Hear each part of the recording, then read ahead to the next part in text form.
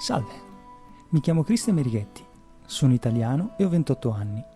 Sapete, fin da quando ero piccolo ho sognato di lasciare un'impronta del mio passaggio nella vita e ho immaginato di farlo in svariati modi.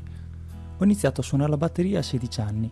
Qualche anno più tardi ho cominciato a comporre musica a livello amatoriale, ma una sola passione è perdurata nel tempo. Fin da quando ero piccolo adoravo scrivere, mi perdevo nelle storie che inventavo e la mia fantasia mi faceva costruire mondi che non pensavo potessero esistere. E così, a novembre del 2010, dopo 3 anni dalla stesura delle prime righe, ho pubblicato il mio primo romanzo, Quello che il mondo non dice, il viaggio dentro. Ho capito fin da subito che si sarebbe trattato di una trilogia, anche se ammetto di non sapere il perché. E attualmente sto scrivendo il secondo capitolo, intitolato Quello che il mondo non dice, una realtà nascosta.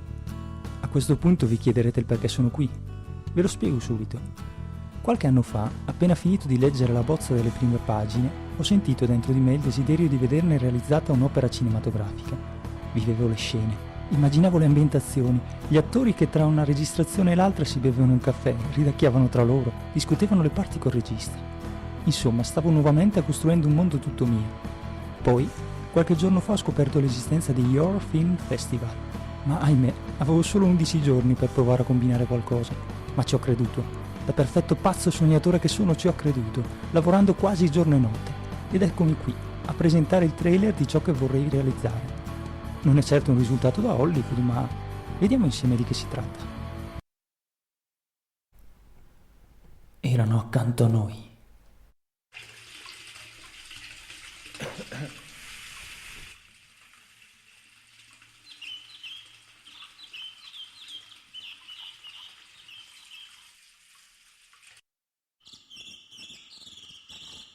Papà, che cos'è un angelo di Dio? Mi piacerebbe che ci fosse qui tua madre a risponderti. Sai, Pulcino, lei lo era.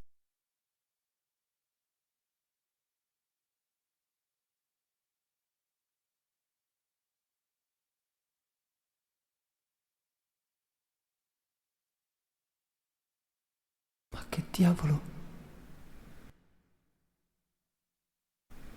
Cos'è successo? Cosa ci faccio qui?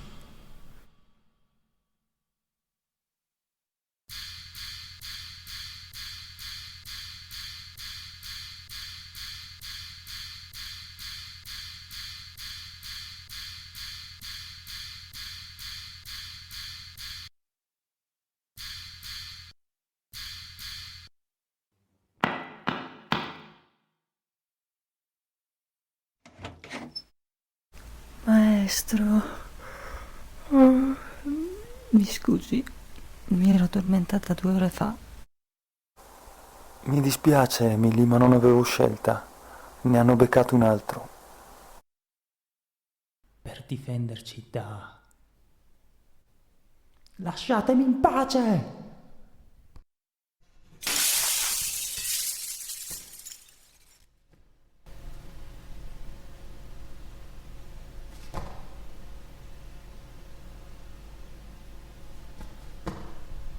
Miseria, guarda che situazione!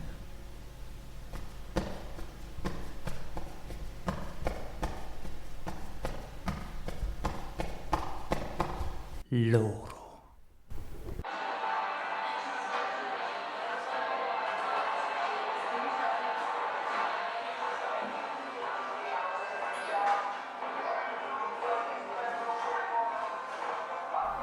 Buongiorno signori e signore. Non vi preoccupate, questa non è una rapina. Lui è mio figlio e abbiamo appena avuto una piccola discussione. Non vi preoccupate, sta bene. Deve solo spaccare il polso alla cassiera e poi... Basta! Tu mi hai fatto crescere così e ora mi esplodi in faccia! Attento! Lo vedi che non hai capito niente? Guarda che ti fai male. No, fermati. No, ho detto fermati. E così si è trovato nella fabbrica nudo e senza sapere come ci è entrato. Sì, Va bene, non si preoccupi, adesso ci prendiamo cura noi di lei. Le facciamo una bella iniezione di Tavor e poi la mandiamo in psichiatria. Cosa? Ho mandato Antonella a scoprire cosa è successo e dovrebbe essere all'ospedale civile nei panni di infermiera. Ma cos'è successo di preciso? Sembra che Federico Cordeni, il figlio del diavolo, abbia preso quel ragazzo e l'abbia lasciato senza vestiti, chiuso in una fabbrica. Ma non è l'unica cosa che è successa. Ma torniamo in Canada. Infatti, come dicevamo, nella zona industriale di Montreal sono stati ritrovati un centinaio di corpi senza vita.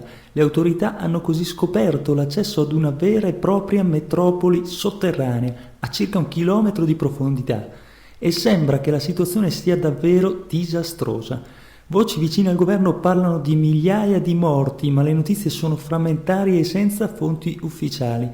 Le massime cariche del governo canadese infatti tengono tuttora il massimo riservo sulla questione, ma la faccenda sembra piuttosto grave e il continuo via vai di forze dell'ordine, soccorsi e massime autorità nella zona non fa che alimentare le voci di un numero di vittime molto alto. Le cause di tutto questo disastro sono ancora sconosciute. Sei stato tu a organizzare tutto questo. Ci hai condannati a morte, lo sai.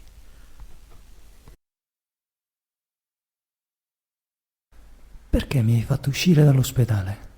Perché non sei pazzo. Andiamo. Devi spiegarmi cosa sta succedendo. Ma, Emily, dove ci troviamo? Continua a camminare, Seth. Ci troviamo in un sogno, e più precisamente nella vita. Ma che stai dicendo? Vedi, quello che ti è successo prima era un incubo, e oggigiorno l'esistenza lo diventa spesso. Ci si trova per strada e per vivere bisogna percorrerla. Mi stai dicendo che finire in ospedale psichiatrico è stato solo un incubo? Sì, guarda la gente davanti a noi. Credi che loro non abbiano mai avuto sofferenze che sembrano non finire più? Non sono mai solo incubi, perché mentre li vivi ci sei dentro ed è difficile vederne la fine. Come questa strada. Avevi ragione. Io sono già stanco. Lo so, ma devi continuare a camminare. Siamo quasi arrivati. Dove? Dov'è che stiamo andando? Verso un grande cambiamento, Seth. Verso la fine di una strada e l'inizio di un'altra. Tu parli del 2012, non è vero? Dare le date non serve a nulla. Ma è importante capire che la strada che l'umanità sta percorrendo è ormai agli ultimi chilometri. Ti sarai accorto che c'è un malcontento generalizzato in tutto il mondo, non è vero? Sì. Crisi, delinquenza, indifferenza, stupidità. E chi più ne ha più ne metta. Credi che la gente là fuori se ne accorta? Credo proprio di sì. Ma spesso fa finta di niente perché cambiare vuol dire sacrificio. E poi si ha sempre paura di un cambiamento. Emily, sono stanco. Anche io. Ma non mollare, la meta è vicina. Parlami di questo cambiamento. Perché deve succedere? Perché esiste il libero arbitrio e l'uomo è in grado di prendere svariate direzioni, ma quando gli altri scelgono la direzione per te, non sei più tu che cammini sulla strada, ma la strada che si muove sotto i tuoi piedi e tu non puoi fare altro che camminare per stare al passo. Allora bisogna fermarsi. Esatto. E a questo ci pensa l'esistenza ormai, perché nonostante le tantissime possibilità che l'umanità ha avuto, non è stata in grado di cambiare rotta. La cosa non mi convince, Emily. Cambiare rotta nel mondo che c'è là fuori potrebbe essere doloroso, non trovi? Sì, potrebbe esserlo. Ma hai mai guardato lo sguardo di una donna sofferente che guarda la sua piccola creatura appena venuta al mondo? Credo di averlo fatto quando sono nato, ma non lo ricordo. Però hai ragione, senza la fatica non si va da nessuna parte. Bravo, cominci a capire. Emily, credi che ci sia ancora qualcuno che ci sta guardando là fuori? Certo. Non importa quanti sono o quanti di loro saranno in grado di capire. Quello che importa è che riflettano, perché il mondo non può andare più avanti così. E se l'umanità vuole avere un futuro nell'intero universo, deve cominciare a capire che non esiste solo una realtà e soprattutto che essa non è soltanto materiale. Già. Io sono stanco, davvero stanco, però non ce la faccio più. Chiedi a chi hai davanti se puoi fermarti. Dici che mi sentono? Credo proprio di sì.